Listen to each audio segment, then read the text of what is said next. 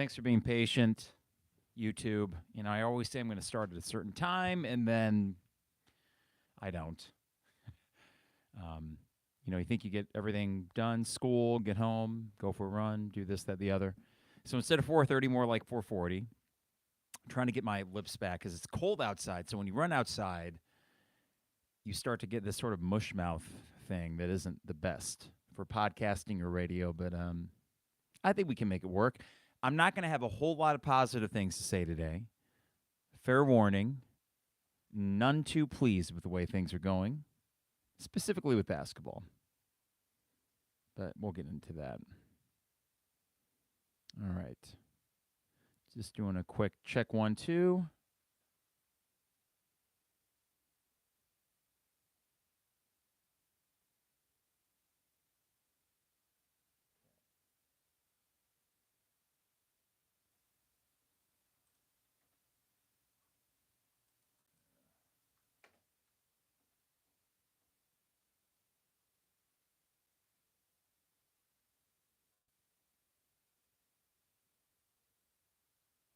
Check 1, 2. Okay. Thank you guys for seeing the always exciting sound check. Danny, we're going to talk about that. Definitely some good news with Illini basketball. So, chat feed, do you guys want to throw things out there? I'll get them out in the podcast today.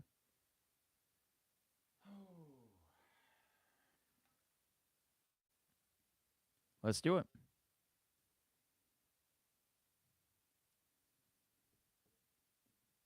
It is the 200 level, episode 312. I'd say Happy New Year, but forgive the terrible pun. It has been a crappy new year in terms of Illinois sports. Let me be specific with that. 2 sports have not had great starts to 2023. The one sport, which has a big game tonight, Illinois women's basketball, certainly has, and kudos to Shauna Green and that team, and a big opportunity tonight to continue this momentum against Northwestern. Maybe they will actually get the win against their in-state rivals, something that the other basketball team cannot say. We're going to start with men's basketball, despite the fact that I had gotten back from Tampa and had a great time. I'll end the podcast talking about the bowl experience, which, while the game had its frustrations, overall, I got to say the bowl game and the way it was run and the overall vibe there was tremendous. And it was enough to make me say, you know what, I want to go to bowl games going forward because I don't want to take it for granted. And I hope that we get to a place where Brett Bielema makes bowl games consistently. The big takeaway, before I get into basketball and really dig deep into that, the big takeaway for me this season is what could have been. Overall, I said you had to give them an A, but man, time and time again, when you get these paper cuts in the form of close losses, it starts to wear on you, and it was certainly a source of frustration for me on January 2nd. I got over it pretty quick. My wife was great. She let me get a few F-bombs out of earshot of any kids, so do not worry. I got my token 2-3 F-bombs out of the way, took a few deep breaths. 5 minutes later, I realized I'm in 80-degree Tampa on a beautiful sunny day with my wife enjoying a nice vacation, and that's immediately what we went back to. But it was still fun, and I think that things are still on an upward trajectory, and while there are questions, specifically with the offense and whatever the hell happened with the offensive line in that bowl game, I think another big takeaway is just how good the defense was with Aaron Henry. And I was very encouraged without your two best secondary guys, that you were still able to do what you did against a pretty potent Mississippi State offense. So, positives, a few negatives, of course, losing the game, the biggest negative of all. But I'm going to start with the podcast focusing on Illinois basketball. And this is kind of where we've made our bread and butter the last few years, is with Illinois basketball and their resurgence. And this has been a puzzling year, to put it mildly, because if you've been listening to this podcast, how high I was on this team early on based on the overall talent level and the athleticism, the positionless basketball we've heard so much about. It felt like you were getting closer and closer to that. And now as we sit here, 14 games into it, it is remarkable how differently we all feel than how we did a month ago. 4 weeks, almost to be exact, when you beat Texas in overtime at Madison Square Garden. And boy, were we feeling our oats then, as we should have been, because that was an impressive comeback. And at that point, the second top 10 win that this team had collected on the season. There were solid performances against Virginia where you took them right to the end of it, where there was the 30-point Syracuse win. So it's not like this team was without really big moments, and we all understood that there would be a few bumps along the way. I don't think any of us expected a perfect season. We expected speed bumps, but not a valley like this. And the scary thing is, as it often feels when you're in a valley, you don't know how you're going to get out of it. I don't know what the answers are, and I'm not being paid to figure out what those answers are. That's more for Brad Underwood, but it's so bad that there's not one, two, or three things that you can point to and say, if you just do that, you're going to be okay. And it's so much more of an emotional than a logical thing, right? I don't think there's many logical things we could point to and say, if they just do this, everything will be better. It really points to the simplest of things of sports. The team that wants it more, when you're at this level of athletics, right? The team that wants it more often wins. If all things are fairly equal considering talent, the team that wants it more often is the one that comes away with the win.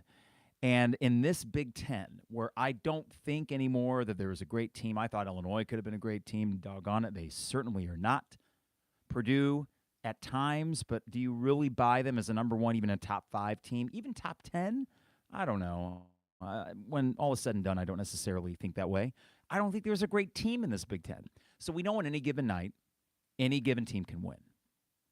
So with that as the sort of logical base that we're working off of, it comes down to sometimes just what team wants it more. And to me, the most disappointing thing of this stretch, Penn State, Missouri, Northwestern wanted it more than you did. And what really doesn't make sense after the first time that you stunk up the joint against Penn State is that a team that has enough veterans to know better continues to go out there and look lifeless, for lack of a better term. That, to me, is maddening. And you'd like to think that the culture of this thing is beyond that. You'd like to think in year 6 of Brad Underwood, you could overcome some new additions in trying to figure out the chemistry of a team. But this thing is so broken right now, and it's broken on an emotional, chemical level. I don't know if any sort of schematics are going to change that. You're getting beat for loose balls. You are getting sloppy and fouling the hell out of the other team. And do not even get started on the refs suck last night. The fact of the matter is, Illinois, for all the athleticism, we're not attacking the rim nearly as much as they should have been. You want to get to the line, go to the rim. And for a team that has all these athletes, Illinois, for some reason, was allergic to doing so last night. I don't understand it. Northwestern might have gotten a few calls, but they still won by 13 points. They still went on a 20-2 run in the second half. Now, I need to get something out of the way real quick. Just full disclosure. I did not watch the second half. Why? Well, it was a travel day for us getting back from Tampa. 2 flights, then trip back home from Midway. I was pooped. Nice to see the dog again. We're on the couch. We watched the first half. Eyes are getting heavy. And I just sort of shake my head and I say, I'm not dealing with this. I'm not. A word that Trevor used as me and him and Isaac were texting yesterday was, if we lose tonight, I'm going to disassociate. I was somewhat disassociated at the end of that first half. I'd seen enough to realize I'm not emotionally invested in this team. Let me rephrase. Maybe a little bit, but certainly not what I'd like to be, okay? I'm not going to pretend like I have no emotion invested in this team. But I had such little emotion that I said, I would rather go to bed early and check the score in the morning. So that's what I did. I actually went to bed when Illinois was up 4 in the second half. I'm reading a Wikipedia article. The last thing I see from a friend is, Sincere Harris got teed up. And I thought, well, that's peculiar. Go to bed, and then as I kind of do, you wake up once or twice throughout the night, and I wake up at 1:30 in the morning, and I think, oh yeah, better check the final score. And it would have been one thing if you had lost 60-58 against Northwestern, right? Still would have been probably a pretty piss-poor effort and things that you'd shake your head about. But when I saw 73-60, that you lost by 13 freaking points to this Northwestern team, and I don't care what the metrics say about their defense. No, this Northwestern team, talent-wise, should not hold a candle to Illinois, and yet they kicked your ass for all intents and purposes. And it took a rally from this Illinois team to make it look somewhat respectable in terms of margin, which 13-point loss to Northwestern is never respectable, don't get me wrong. This team sucks. And they aren't likable. And I'm not really sure at the moment what's redeemable about any of it. From the coaches to the players to the whole stinking product. I don't like it. And neither do you, I'm sure. And there might be some of you saying, well, we've been 9-5 before, and that is true. We have been 9-5 before, twice with Brad Underwood. First in 2019 and 20, and then in 2020, 21. And both of those teams found their way to success. But from my vantage point, I don't see an Iota Sumu out there. I certainly don't see a Kofi Coburn out there. And boy, for all my, I don't want to say bluster, but trying to kind of rationalize, oh, we lost Kofi, but overall I think the product might be better. I know I've said things along those lines. Boy, do I look foolish for that.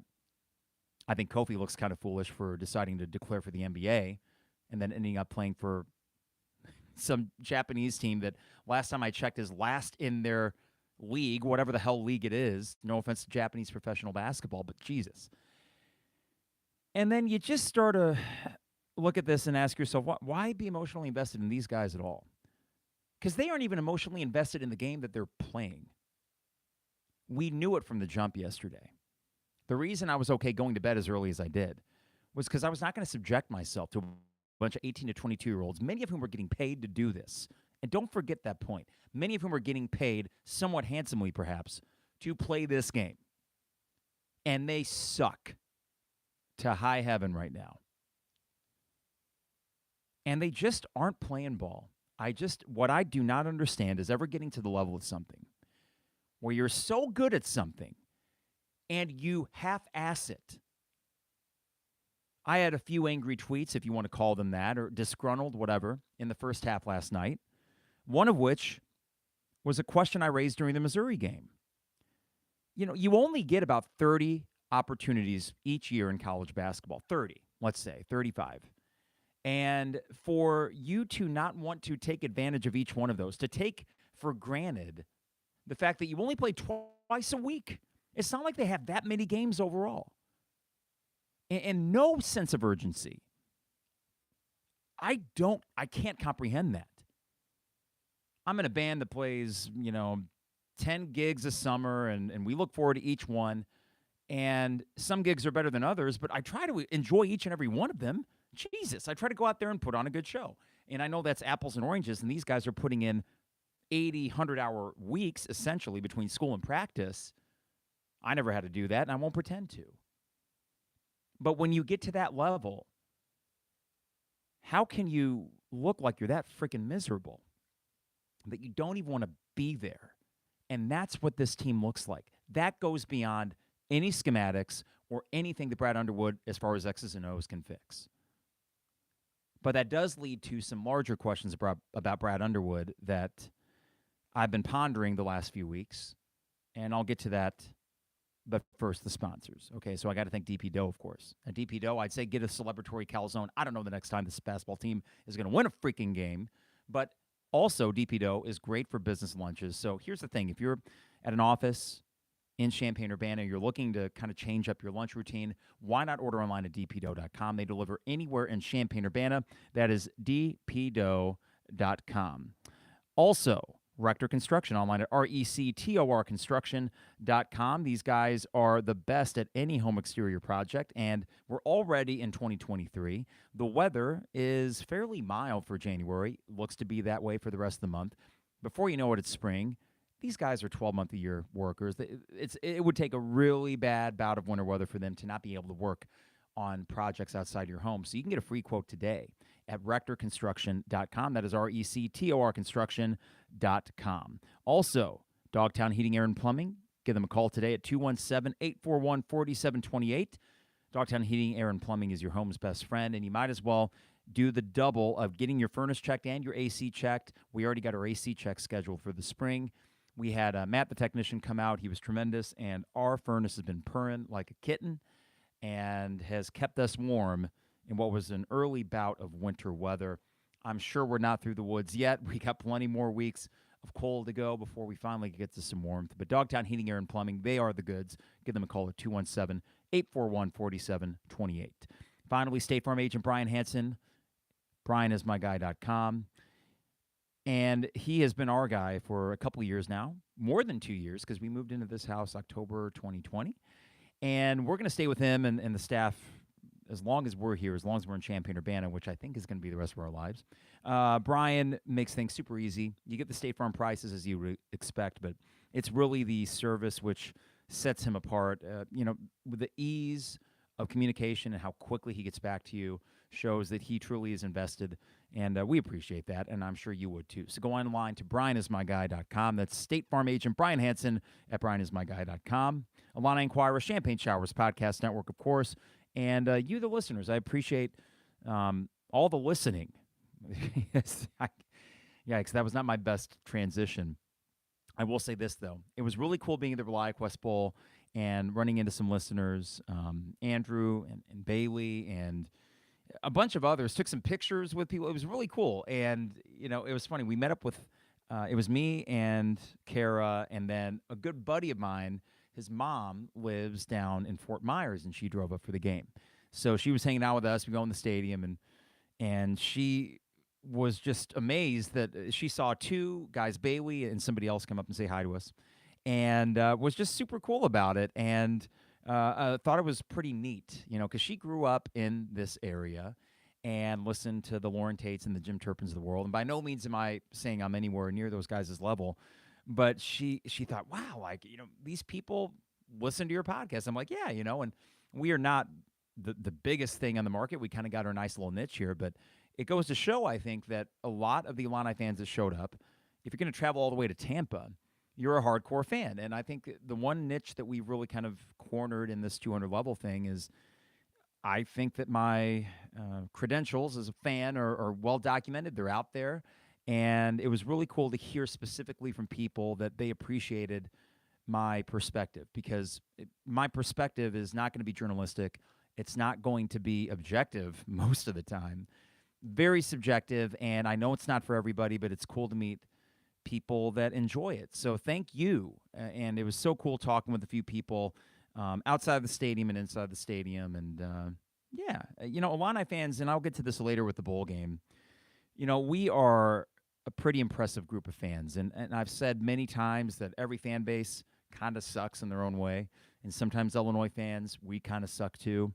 But there is an earnest longing for success. And the turnout for a bowl game, with the way that month of November went, for a bowl game in Tampa against Mississippi State, no offense to them, but not some marquee matchup per se, that's impressive.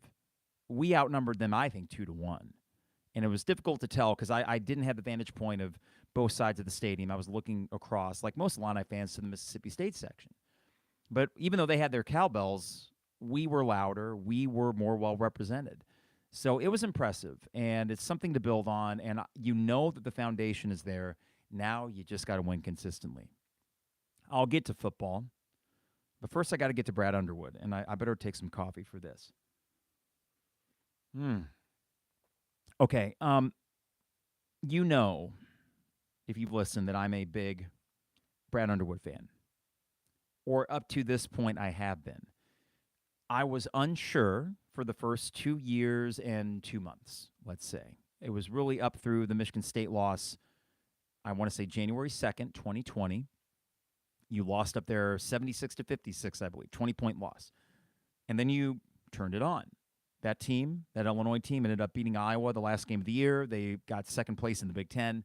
COVID happened, didn't make the tournament, nor did anyone else, of course. But that was the turnaround.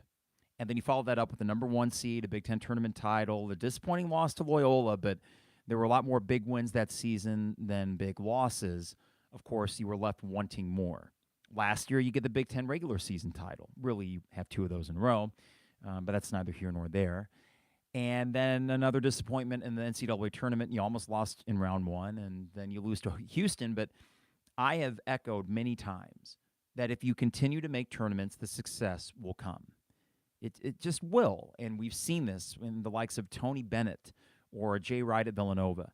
It took time, and eventually they broke through. I had no reason to expect any different from Brad Underwood. But right now, the long-term prospects of this program are really secondary. And there may be concerns long-term, but short-term, the concern is, how do you fix this? How do you salvage this? Because I don't think you're going to fully fix it. I think it is broken beyond total repair, but can you fix it enough just to limp your way into the NCAA tournament? As I sit here today, I don't see how that happens. There are far too many things on the court that are not working for this team. One of those things that is not working for this team on the court, off the court, culture, whatever you want to call it, those intangible things, I think, is Brad Underwood's approach. I spoke fairly callously, I suppose, after the Penn State game when there was a little bit of online controversy about the fart noise. You guys, of course, remember the fart noise heard around the world. And I mentioned how, while it's apples and oranges, as a teacher, I can appreciate the fact that sometimes you can lead a horse to water, but you can't make him drink, and the frustration that comes from that. And sometimes these players or these kids, they need a good talking to. I also mentioned that considering a lot of these players are NIL and they're making money, the game has kind of changed, and I don't necessarily mind some brutal honesty from the head coach. When these guys that came in, they kind of knew what they were signing up for. They knew that Brad Underwood was a fiery guy, or at least they should have. And that was 3-4 weeks ago. So you might say, well, Carp, can you really change your tune without being a hypocrite? And that might be a fair criticism. It might be. But here's the thing. I would have still been on pro, yell your head off, stomp around the court if this team had responded well after Penn State. And it is clear that they have not. This team is not responding to whatever Brad Underwood is telling them. They are not responding to the histrionics on the sideline and the huffing and puffing and the stomping. And I am not above using those tools. If you're a coach and you think that's what you need to get something out of your players at a certain time, that's fine. It worked to a great extent the last 2-3 years. It is not working this year. And we're getting to a point of no return where if you continue to lose games, I don't think this team, even if they figure things out, is good enough to rattle off 8 of 10 or something like that, to dig you out of a deep hole, which right now this team is trending towards digging themselves a deep hole. There is no rest for the weary now. The way the schedule shakes out, you have Wisconsin on Saturday. At Nebraska, the way Nebraska's playing compared to how you're playing, I don't like that. Unfortunately, you have to win that game, but I would have said the same about Northwestern. Then you get Michigan State next Friday. At home, sure. The time is now. And I don't think with the snap of your fingers you can figure this thing out, because it seems like there is such a deep disconnect between what Brad Underwood wants to accomplish and what the players are actually hearing. That is scary short term.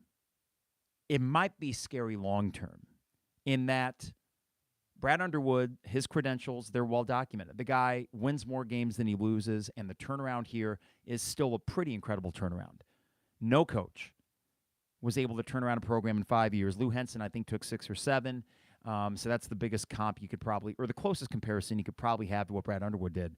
But to do what he did in the first 5 years from what he inherited and how bad they were year 1 and year 2 is still remarkable.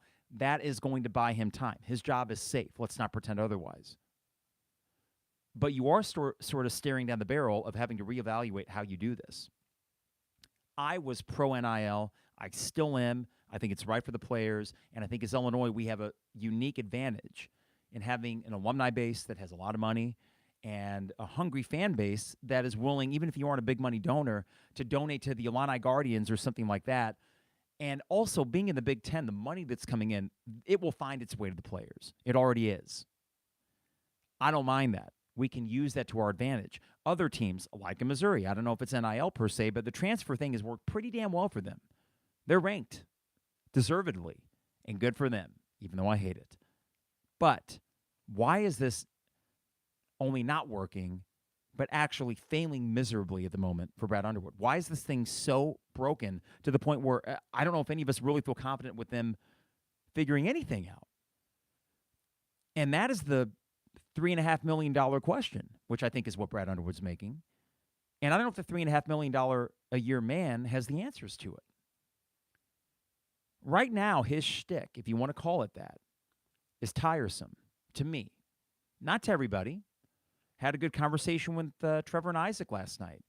And I can understand the perspective from some fans that they appreciate the fact that Brad Underwood at least is still showing he cares. And as a Bears fan that lived with Lovey and felt like, man, a little bit more emotion would be great, I can relate to that sometimes too.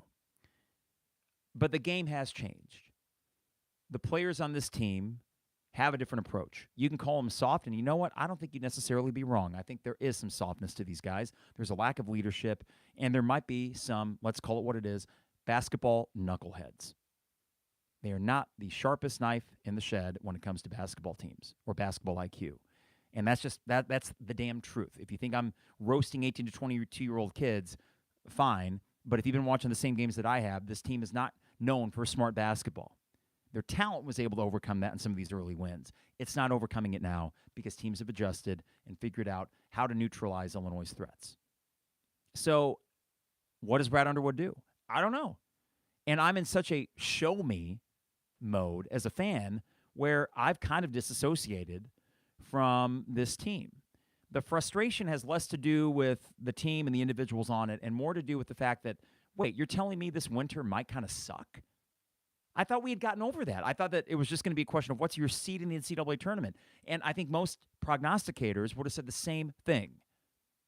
While many of them might not have been as high on this team as I was, or guys that covered this team thinking, wow, look at the talent he's amassed here. This thing might work really, really well. And even if there's bumps along the way, there's still going to be a threat in March. Are they going to make it to March is now the question, and not an outlandish one. Because while you do have two marquee wins, you also are starting to pile up not just losses, but significant losses. Like losing at home to a Penn State team that just last night, Michigan was able to beat Penn State at home. Michigan. You should be better than Michigan. You should be. At the moment, you aren't. I should be able to make fun of Juwan Howard and the fact that I want him to stay there forever because I think he's positively mediocre. But instead, we have our own things to worry about, like making the stupid tournament. The fact that we're even discussing that in early January with what this program should be after 3 years of success, which allowed you to go get some really awesome talent in the portal. And don't let their recent performances fool you. I know that Terrence Shannon was not a star at Texas Tech. I know Matthew Meyer was the sixth man at Baylor. I know that Dane Danger was not really a proven commodity. You got a lot of young guys. You got a Coleman Hawkins who has still not done it consistently. But you know what? It's still enough. And in this Big Ten, it is especially enough. Except it isn't right now. Why is that? So he can have his outburst or two per game. That's fine. But the more that continues, the uglier this gets. I'm not going to be there Saturday. I don't want to be there Saturday because that thing might get ugly. And what I mean by that thing is the environment in that stadium. There is a vitriol that can bubble up as a fan if you sense that your team is half-assing it. If we are 0-3 in the Big Ten because the other three teams just played their asses off and just kind of out-executed you, and a few bounces went their way instead of yours, my mindset might be different. But the fact of the matter is, you've kind of gotten your bell rung in all three Big Ten games, and the last two specifically, you haven't showed up for great parts of that game. To me, that's inexcusable. That's BS. And my fear is if I went to the game, I would actually boo the home team, which is really salty and really immature, of course. But before you go playing the world's smallest violin for Brad Underwood and these players on the team, these 18 to 22-year-olds, as I often say, before you go playing the world's smallest violin for them, remember, this is not amateur sports as you remember. This is a $3.5 million a year head coach. And guys like Terrence Shannon and Matthew Meyer that are probably doing okay when it comes to NIL money. Otherwise, they wouldn't be here. And they are not holding up their end of the bargain. They aren't. The veterans aren't leading. The freshmen aren't producing. And then some of the in-betweeners like an RJ Melendez are just kind of there. I don't know what the hell this team is. I don't like them one bit. And it is almost disgust. Like, what the hell is going on? How can you not, being the athletes you are, being at the level you're at, how can you not put more into it than what you are on the court? I don't really care about practice or anything. I know that their weeks are long and they put a lot of time into it. But for the 40 minutes that you're on the court, how can that be the best that you can possibly do? If Northwestern shoots lights out and they beat you with an inspired performance and they just edge you because of that, fine. It sucks, but you know what? Northwestern has beat good teams before. But when they go on a 20-2 run and they beat you by 13, when Chase Audige was really the only offensive threat, I mean, Boo freaking Bowie was 0 for 10 from the field at one point in that game, and they still beat you, and they still beat you comfortably. The fact that you lost to a guy named Boo Bowie is a whole other thing. I mean, Jesus Christ. So it's an embarrassment. It is kind of sending you back to square one in a way that I didn't think you'd have to go back to square one. And as I sit here, I can't picture this team making the tournament. I mean, why? Based on what? Based on what they did a month and a half ago? A month ago? Of course, it's a what have you done for me lately thing, but the problem is the way that this thing is unraveled, it's hard to figure out how you ravel it back. And if that's a word, can you ravel something? It's disconcerting, and Brad Underwood, I think, is really the crux of this. I really do, because as I tweeted last night, I said there's two options here. One of them is that Brad Underwood, God dang it, how did I put it? Let me pull this up on Twitter real quick, because this one got a lot of reaction, and I want to make sure that I'm not misrepresenting what I said. Okay, I said Underwood can be as pissed off as he wants, but either one, he's done his worst coaching job despite amassing a bunch of talent, or two, he's amassed a bunch of talented morons who don't take to his coaching. And neither option is good. So which is it? Is it bad coaching, or is it talented morons, for lack of a better term? Both options suck. And if it is option two, and they are talented, but they're a bunch of basketball IQ dimwits, that's on Underwood too. This is year 6. There is no reason for there to be this precipitous of a drop-off. Exponential, if you will, of a drop-off. And just because they have a 9-5 record like a couple past successful years does not mean that this team has a Kofi Ryo walking through that door, or for that matter, even a Trent Frazier, or for that matter, even a DeMonte Williams that actually had a set of balls on him, which I don't know if anyone on this team does. Charmin soft, and a coach who stamps and stomps and yells and huffs and puffs and might give himself a brain aneurysm. And this is how my basketball program that I root for my alma mater, this is how we're representing ourselves. It's freaking embarrassing. And that pisses me off. The most macro part of it pisses me off, that this is the representation that we get. With still no NCAA tournament wins worth of crap to speak of.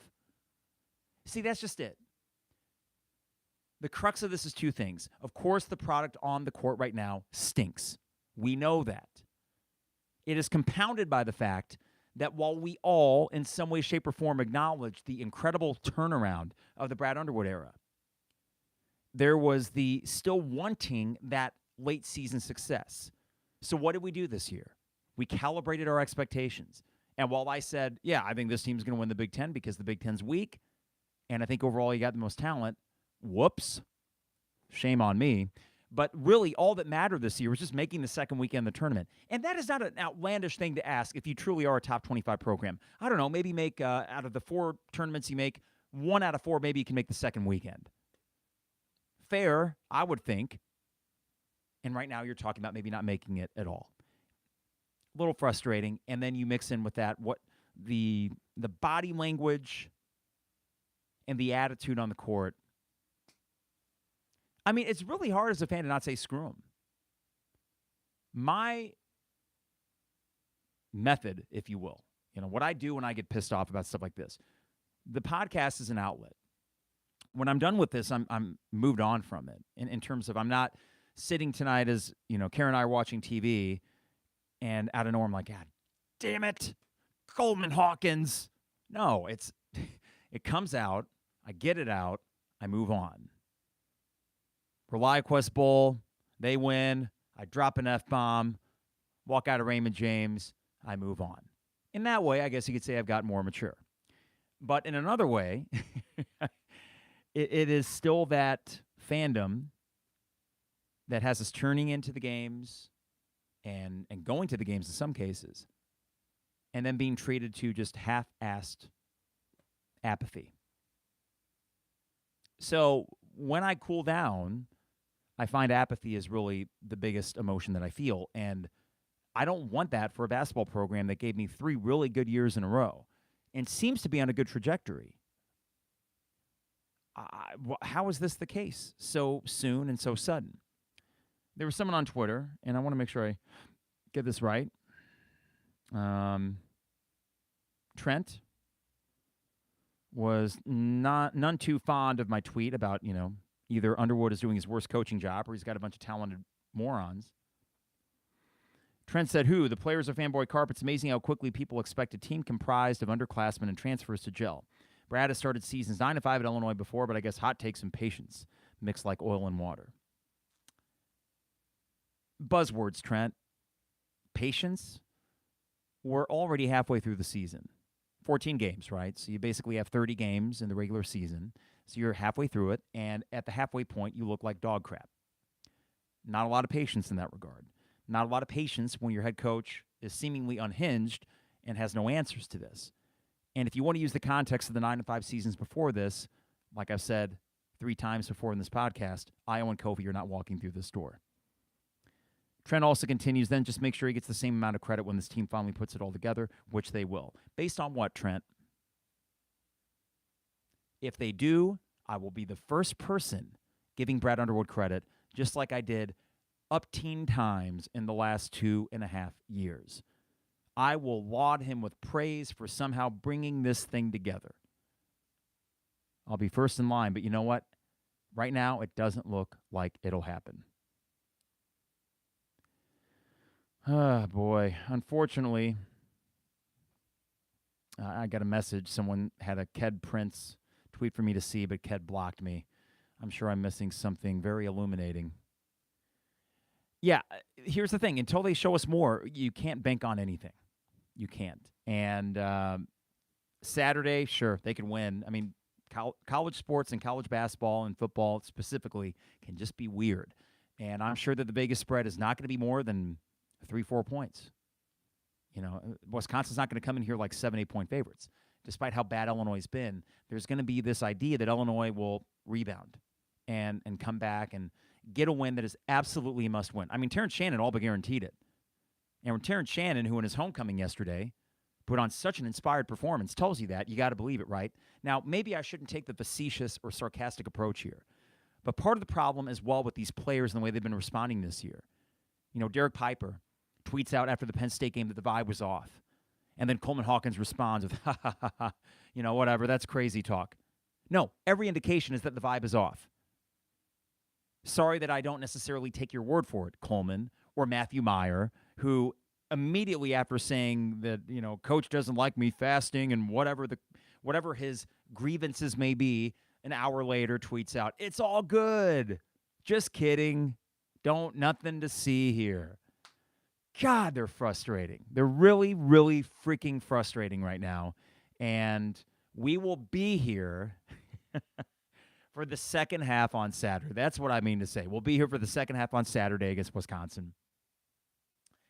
And we'll see how it goes. I mean, they got to win it. If they don't, then what's the bottom? Losing by 13 to Northwestern, pretty bad. This is not a Northwestern team that's going to make the tournament. Do not fool yourselves. They just got smoked by Ohio State. They suck. Like, a good Northwestern team, by their standards, still sucks. Illinois, when they have a solid, healthy program, should not be losing to Northwestern. John Gross loses to Northwestern. Late era Bruce Weber might lose to Northwestern. Year 6, after 3 top 25 finishes, Big Ten tournament, Big Ten regular season titles. I don't care how many new faces he got in there, Trent, the tweeter, but you don't lose by 13 points to Northwestern and pretend like that's normal or okay. It's worth castigating them, and it's worth saying that is not okay. Embarrassing for those, especially who went last night. And I'm starting to learn, as much fun as I had the bowl game, tread carefully when you travel for Illinois sports or sports in general, because, man, it does suck walking out of a stadium that's not your own when they lose. It's bad enough walking out of the State Farm Center or Memorial Stadium when they lose, but an opposing venue, Welsh Ryan Arena, and all those nerds up there, give me a break. Whiteout. Last night was a whiteout because they sold out the Welsh Ryan Arena. And by the way, Brandon Godin, whatever the hell his name is on Big Ten Network, had to let you know a few times it was the first sellout since last year. Oh, I wonder why. Oh, there's an orange shirt. There's a few hundred orange shirts there. Maybe that has a little something to do with it because Northwestern doesn't actually have basketball fans. And yet, despite the fact you probably outnumbered their fans, the performance that our fans were treated to last night by our beloved basketball team was that utterly craptastic performance. Disgusting. That's all I got to say about that. Really frustrating. Let me get some more coffee here. Okay.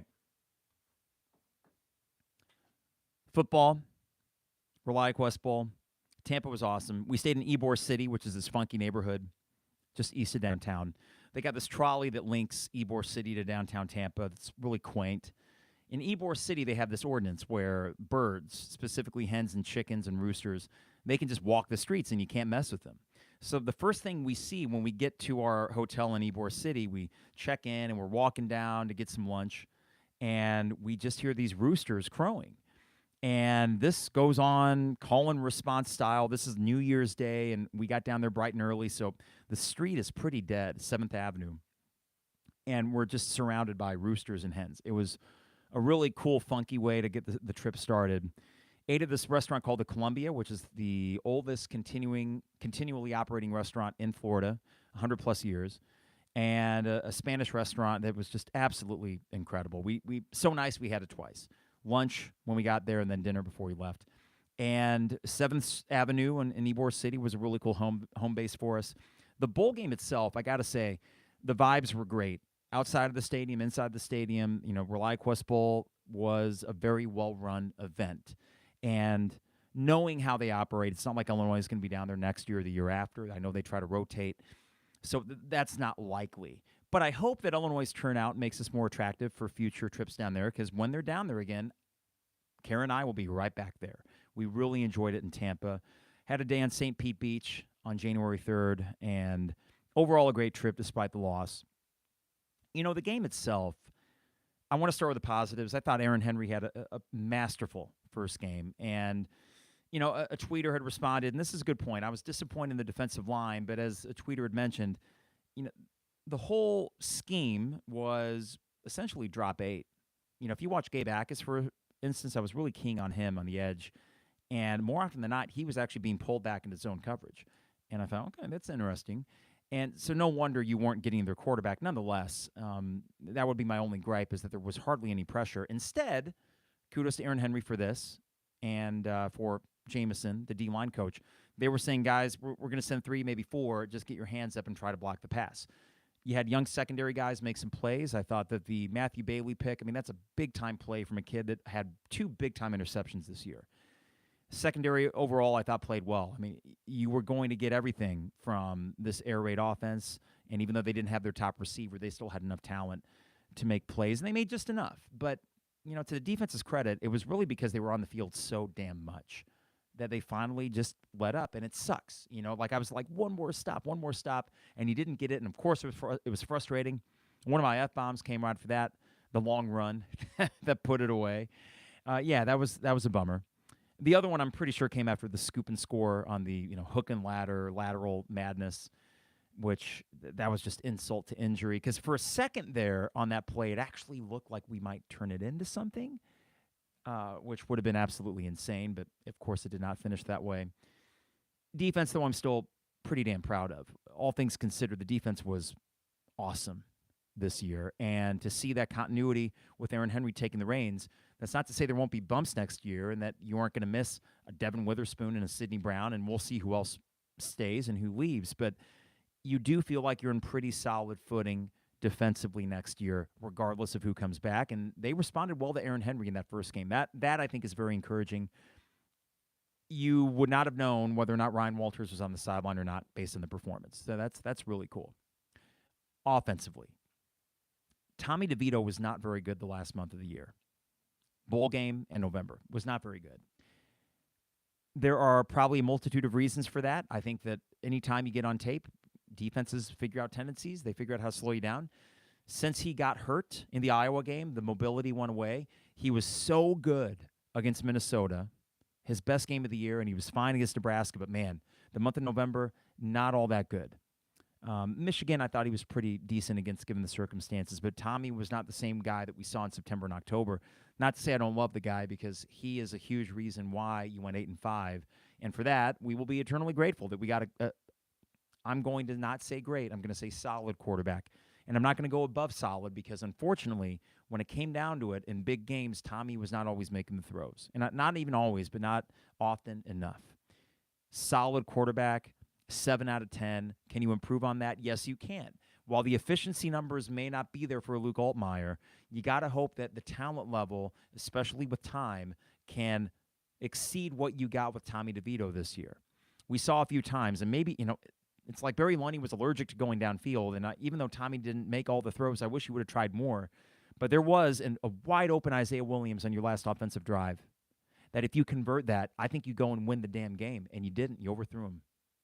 Those plays have to be made, and they weren't. And I knew it then. I knew when that sailed over Isaiah's head that, they're going to get the ball, and you kind of knew where it was going, right? There was this inevitability among us fans in the stadium, and I'm sure for you watching at home. And that is a disappointing end to what was a good season for Tommy. But, here's the deal. This was someone that was not a blue-chip prospect in terms of, transfer quarterback. In high school, he was a 4-star. But when you got him, it's not like you were super excited. You got, I think, about as much as you could out of Tommy DeVito. Accurate in the short and intermediate routes, but limited in other aspects. Isaiah Williams was fantastic. Captain of the team, showed out. He will be your playmaker next year, and that's okay. Reggie Love, I'm not going to really fault him. There were no holes for him to run through. The offensive line is why I think you lost the game. And I don't know what the hell happened. I don't know if you can just chalk it up to, the SEC just has better athletes. Even a mediocre SEC defensive line is just going to beat a Big Ten offensive line. Though I think it's got to be more than that. Something was amiss. I don't know if there were injuries we didn't hear about. The offensive line sucked. That was just really, really bad, and the reason I think that you lost that game. Wide receivers, Casey Washington, I think he's going to be a nice guy to have back next year. Brian Hightower, of course, didn't play, and he transferred. I think that's a loss. I don't want to overlook that because Brian Hightower was kind of your third down safety blanket this year. He was a guy that could get the out pattern, 3rd and 7, or the quick slant, big body. Maybe he knows something we don't about like a Malik Elzy. And if you get a Malik Elzy, I'm less concerned because even though he's a freshman, I think he'll play right away and have an impact. I think wide receiver, you can overcome that. But Isaiah, great game. Casey, good game as well. Trying to think if there's anybody else I'm missing, though. Your specialist at punter had a good game. Caleb's other field goal sure would have been nice, but he did make another long one, and I'm not going to get that angry about it. At the end of the day, you got to score more than one touchdown. You have to. And when it came down to it, who made the plays? Mississippi State, that touchdown that was by the skin of their teeth in the back of the end zone. Okay. Kudos to them, man. That was a hell of a catch, and that was my first F-bomb of the game. We're texting Trevor and Isaac. Isaac's in the press box watching it. Trevor's at home, and Trevor's like, there's no way he got it in upon first viewing on TV. I thought the same thing from our vantage point. It was in our end zone on our side. Then Isaac said, no, I think looking at the scoreboard here in the replays, I think he's in. And, they couldn't overturn it.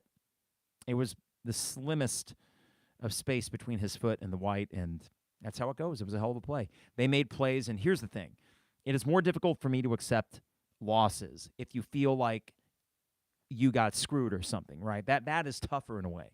It's easier to accept when you simply just don't make the damn plays and the other team does. And to me, it comes down to these two moments. Your final or second to last offensive drive, you got bailed out by a taunting against Mississippi State and a defensive holding. And I don't even know if you got it across midfield. They were bailing you out, and you didn't take advantage of it. Last comment, Barry Lunny. Two more comments, actually. Barry Lunny, I like parts of what he does. I don't know, and time will tell, I suppose, if he just felt like they were limited what they could do in the passing game, and he called things close to the best. And it almost got you to 10 wins, but unfortunately, whether it be Michigan being overly conservative on your last offensive drive, not getting it done against Indiana, and not getting it done against Mississippi State, to me, those are the three games of the year. Michigan State and Purdue just outplayed you. But you should have won Indiana. You should have won Michigan. You should have won this game. And the offense is the reason why you didn't really against Michigan and Mississippi State for sure. I don't know if he feels like he's limited and that he's just going to open everything up next year. I somehow doubt it. But there is just kind of a lack of identity, and Brett Bielema said that himself. I got to wonder, is Brett Bielema going to become more hands-on? Something needs to change next year, because if the offense is just like they were next year, okay, let me rephrase. If the offense has a repeat performance next year of what they were this year, you're clawing for a bowl game, because that defense is not going to be elite. I think they're still going to be good. I don't think they're going to be elite.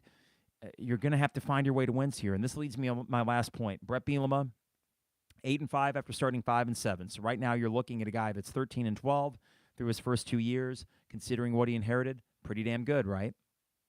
You got to start winning these close games. I know winning is a process. It takes time, building a culture, all that, and especially with football, getting class after class after class. But let's not pretend that this team didn't have talent. They did. Of course, he maximized that with his development, and the coaches as well. Did a great job of that. But you've got to find a way to win these close games. So when it comes to situational football and closing things out, you want to think that a Brett Bielema can out-scheme the interim now named head coach Arnett at Mississippi State. You'd like to think so, right? That's what you extended him for, that you have a head coach that is superior to most other head coaches you'll play. I think in many respects, Brett Bielema is a superior head coach to many other coaches that he'll face. Unfortunately, all that matters is the wins. So just because I think it doesn't make it true, he's got to start winning these close games, and that's the next step and the most important. And I'm not going to sit here and say, oh, they'll get it done. I don't know if that's the case. I feel more confident that they will, and I go into next season thinking that's probably a 7-5 team, right? I think they find their way to 7 wins, and I'd be happy with that, because that would indicate sustained success. I don't need 10 wins. I don't need 9 wins. I don't even need 8 next year, even though that would be great. But the schedule sets itself up, and if you really want to show Illini fans that are really weary about this, that this is different, you must make a bowl next year. I mean, it is non-negotiable. If they go 5-7, I feel like, damn it, we're right back at square one. And you might say, Carp, chill out, dude. It's only year 3. And you might have a point. But I'm talking more about the average Illini fan that looked at November and thought, man, what happened? We blew it. And I tried with every fiber of my being to not go down that cynical route. But in a way, you kind of did. And the Mississippi State game was unfortunately a reminder of some of that pain that you felt in November. Not a way that you wanted to go out. The experience was still great. I want to go to bowl games just because it's a nice excuse to go somewhere in the winter. Tampa was fantastic. I hope we're back there soon. And, yeah, just wish we could have gotten the win, because 9-4 just feels better than 8-5, and now we wait. I love football, damn it, but I hate how long you got to wait for it. And even the spring game, I texted Isaac the next day. I said, Isaac, if you catch wind of it, he works at the DIA, let me know when the spring game is. I want to start playing the tailgate. I'm excited for it, but also there is this sense that we'll look back on this year, or the way we look back on this year is kind of predicated on what comes next. And if they build on this success, we will look back on this year fondly. If they don't build on this, we'll look back on it as a missed opportunity, and I hope that's not the case. All right. Crappy New Year indeed. No, I mean, listen, I'm doing well otherwise. Don't let my ranting and raving confuse you. I'm a happy guy. I'm just a little bit pissed off with Illinois basketball right now and bummed about the way Illinois football ended, though I still feel pretty optimistic about them overall. Malik Elsie committing on Saturday. Hopefully that is locked up for Illinois. That would be big. We, of course, have more in the way of draft announcements and transfer portal stuff. So, as we go forward in this month, hopefully basketball gives us some positive things to talk about, and hopefully football does as well. Last thing before we get out of here, women are playing tonight against Northwestern, so you may be listening to this after that game is played, but wow, Shauna Green and what she has done is just incredible, and kudos to her and the team.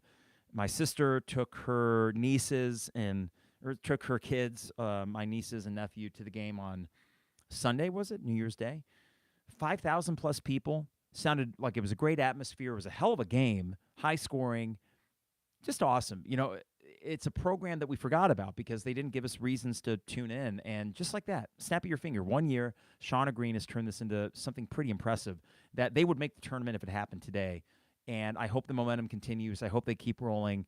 Just awesome stuff. A great story, any way that you look at it.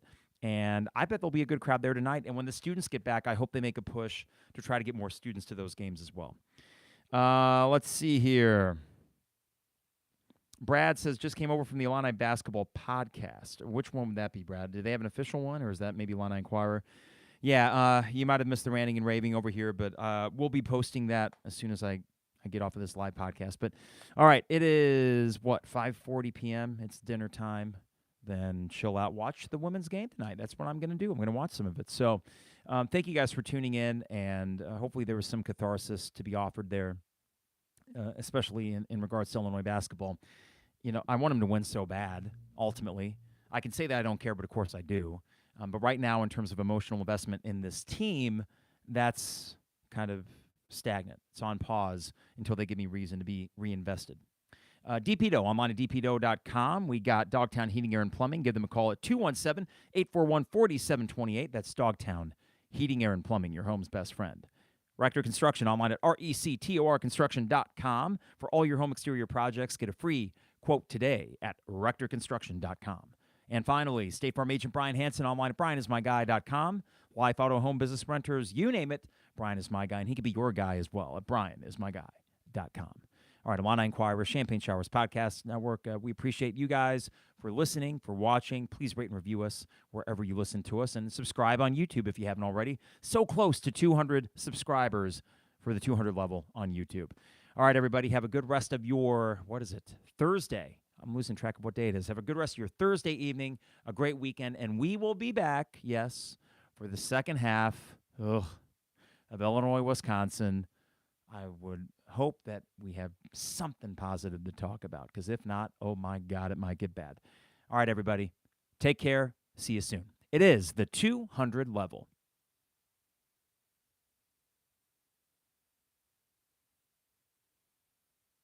Thanks, YouTube. Sorry for starting late this evening, and enjoy the rest of your Thursday night. See ya.